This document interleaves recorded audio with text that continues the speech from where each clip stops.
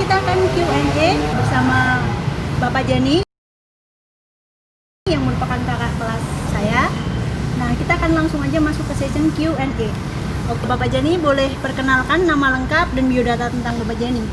Oke, saya Jenny Isnanto, dipanggil Om Jen di sini. Oke, Om Jen. Ya, saya lahir di Purbalingga.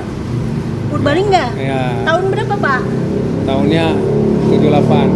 78, wow. Sekarang saya berdomisili di Semarang. Semarang. Ya, saya dapat bidadari dari Semarang. Bidadari dari Semarang, menarik sekali. Boleh ceritakan nggak Pak sejarah awal mula memutuskan berwirausaha? Dari mana gitu? Dari mana langsung bisa Jadi bentuk ini?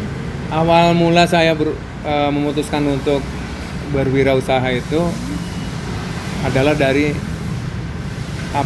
rencana. Sebenarnya udah direncanakan sebelumnya. Waktu itu saya bekerja, kemudian saya memutuskan tahun sekian saya harus berhenti bekerja dan mulai berwirausaha.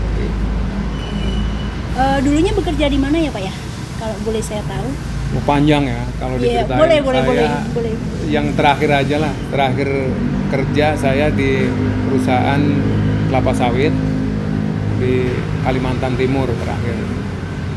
Kemudian pada waktu yang saya rencanakan itu saya putuskan untuk berhenti bekerja dan membuka usaha ini. Ada nggak Pak kayak landasan latar belakang Bapak pengen, kenapa sih aku pengen usaha makanan gitu? Oh gitu ya. Iya, dan atas nama Genius Eat and Drink gitu. Kenapa sih Pak? Ya. Oh gitu. Iya. Jadi Genius Eat and Drink itu bermula dari nama saya sebenarnya. Saya kan nama saya Jenny Isnanto. Jadi yang saya mirip-miripin lah namanya. Genius kayaknya bagus nih buat panggilan dan mudah diingat gitu. Dan ternyata ya bagus animo masyarakat terhadap Genius, sekali datang inget terus gitu. Oh Genius tuh sana kan makanannya enak gitu. Jadi pada waktu saya bekerja sebenarnya fashion saya bukan menjadi karyawan gitu. Fashion saya ini hobi kuliner. Jadi bukan masalah kerja tidak nyaman dan segala macam, bukan. Jadi artinya inilah hobi saya. Terus saya memulai usaha ini di tahun 2019 sama istri dan didukung sama istri. Walaupun waktu itu kerjanya lagi sebenarnya enak-enaknya gitu. Cuma saya udah berkomitmen, saya ingin membuka wirausaha dengan tujuan untuk lebih berguna untuk orang lain. Artinya saya memperkaryakan orang. Terus yang kedua, saya juga menjadi bos sendiri walaupun ya bos kecil gitu. Kenapa Pak memilih bidang usaha kuliner? Kenapa nggak coba untuk bikin kayak usaha jasa kirim barang atau semacamnya? Kenapa harus kuliner ini? Nah itu tadi. Jadi awalnya saya itu memang suka sekali kuliner pertama. Yang kedua, saya juga hobi masak. Kemudian waktu itu mungkin udah lama banget ya, sekitar 10 tahunan yang lalu lah. Saya kok sepertinya kuliner enak nih kan. Kemudian masak itu dunia yang mengasihkan gitu. Artinya dari hobi itu saya merencanakan gitu. Bukan serta-merta harus langsung berwirausaha, tidak.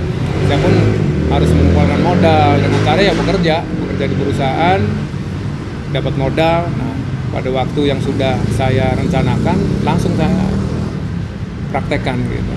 Seperti itu. Berarti Bapak itu kurang lebih udah menemukan passionnya di bidang kuliner. Nah, ya, betul. Nah, akan tetapi di bidang kuliner itu ada ketertarikan menambah di bidang lain nggak? Kayak kemarin kan saya dengar nih Bapak punya buka usaha panti pijat, dan yang lain sebagainya. Boleh tahu nggak Pak? Ada mau menambah nggak? Ada. Kadang di masa-masa tertentu pada waktu kita banyak waktu senggang, kadang-kadang banyak tawaran dari pihak luar, dari temen lah, dari orang lain menawarkan, Pak, ayo kerjasama di bidang ini dengan sekian seperti ini seperti itu. Akhirnya kadang-kadang tertarik juga, tergoda juga gitu. Sebagai manusia ya wajar lah tergoda. Cuma kembali lagi, akhirnya karena bidang itu cuma semata-mata cari duit, cari uang, tidak jalan gitu. Artinya usaha itu harus benar-benar dari hati, benar-benar dijalankan sepenuh hati, mau untung mau rugi juga kalau kita suka ya jalan terus. Ya. Beda dengan awalnya memang kita berniat benar-benar pertama cari duit gitu. Itu pada saat tidak jalan, kita akan kerasa gitu, menyesal. Kemudian kalaupun jalan tidak ada kepuasan gitu. Karena bukan passion kita cuma semata-mata cari duit saja gitu. Itu bedanya gitu. Nah, ini ada yang ingin saya tanyakan, Pak. Kemarin saya sudah mencoba beberapa menu nih, dan ternyata menunya tuh enak-enak tuh, Pak. Boleh nggak Pak rekomendasikan apa menu-menu yang favorit di sini gitu, biar nanti kalau orang kesini dia tahu gitu loh, menu favoritnya adalah gurita bakar. Ya. Oh gitu. Boleh Pak. Terima kasih sanjungannya. Memang di sini menunya sangat banyak sekali. Mungkin kalau di online sendiri hampir 200-an menu. 200. Ya. 200-an menu. 200 menu? Iya. Wow. Nanti bisa dilihat sendiri di buku-buku menunya sendiri. Kalau makanan yang paling disukai customer atau best sellernya itu pertama masakan gurame. Dari gurame bakar paling pertama itu. Terus yang dimakan kemarin gurame bakar itu. Iya, saya kemarin makan gurame bakar, makanya langsung saya sebutin dari gurame bakar. Enak. Yang kedua gurame asam manis. Terus yang lain-lain banyak lah, ada saus padang segala macam. Terus makanan yang kedua yang disukain customer itu sapo tahu. Kemarin belum nyoba nih. Iya, belum ntar nih, nyobain Pak. lagi. Nanti saya nyobain. Iya, ntar dilihat masaknya, kita bikin sapo tahu seafood. Nah itu juga termasuk best seller, dan lain-lain banyak sekali. Cuma di sini makanannya mah enak semua. Tapi kalau best seller ya itu 1-2 urutannya itu gurame, sapo tahu, mungkin yang lain ada cak kangkung seperti itu. Ya. Kayak saya harus coba nih Pak listnya dari satu. Nah itu perlu 1 bulan bolak-balik kemari baru. Terus ya. baru habis dicobain semua. Iya, nanti saya juga bisa rekomendasiin mana sih yang enak gitu selain yang itu. Oke Pak, ini untuk session Q&A yang terakhir. Ini ada pesan dan kesan buat anak muda atau anak STEMBA. Karena kita kan sama nih Pak, dari satu alumnus juga.